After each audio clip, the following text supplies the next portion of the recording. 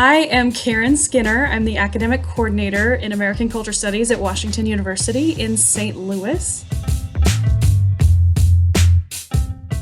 So in 1997, religious historian Anne Braude said that women's religious history is American history.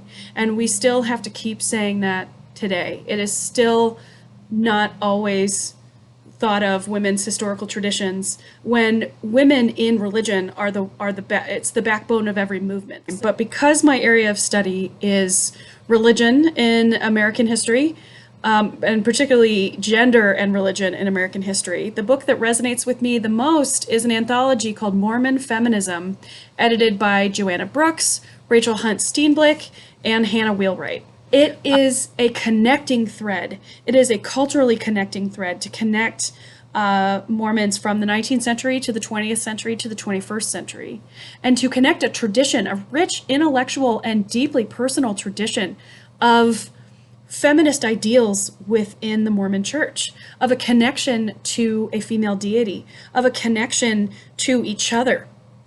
Beautiful poems. There's so much poetry, personal essays, experiences, people connecting, women connecting with their foremothers, 19th century foremothers.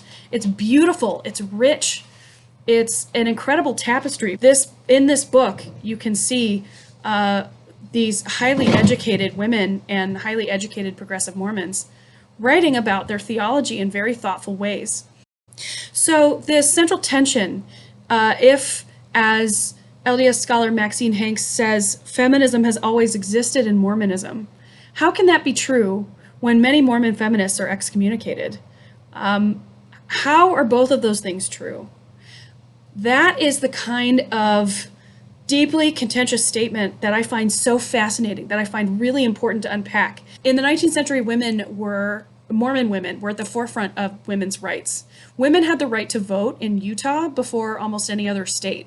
Because there were polygamous women, because they were in polygamous relationships, many women were encouraged to speak out in favor of women's rights, in favor of women's suffrage, to show that they are not naive, cowed women living under a patriarchal head, but instead to show how polygamy frees them to have activist lives, to be at the forefront of women's rights.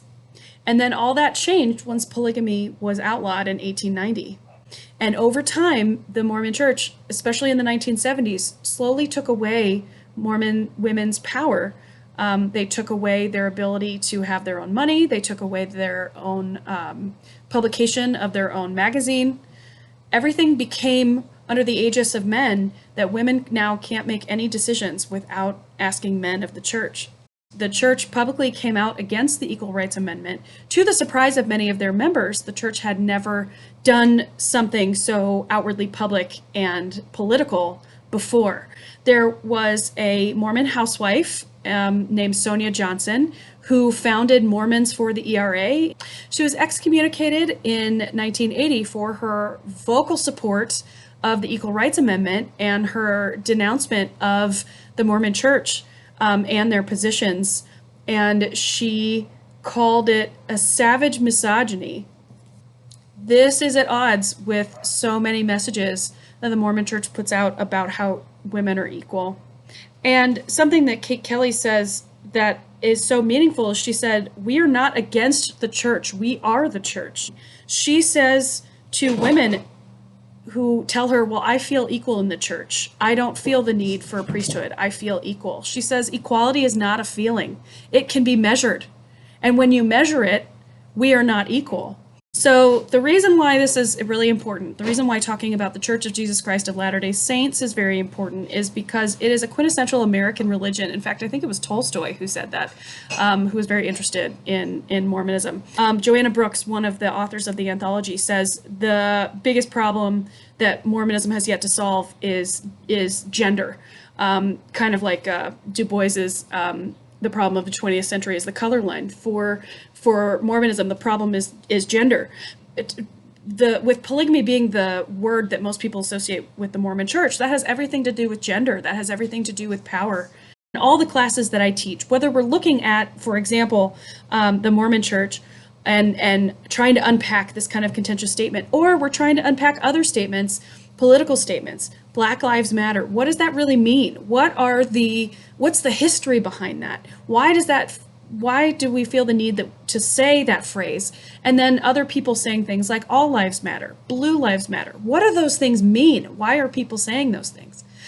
This is how you can trace the lines of power, of privilege, of oppression. Who has the ability to say something unchallenged and who doesn't? This is exactly what American culture studies is all about. American culture studies is the study of culture, of people, of power, of privilege, of oppression.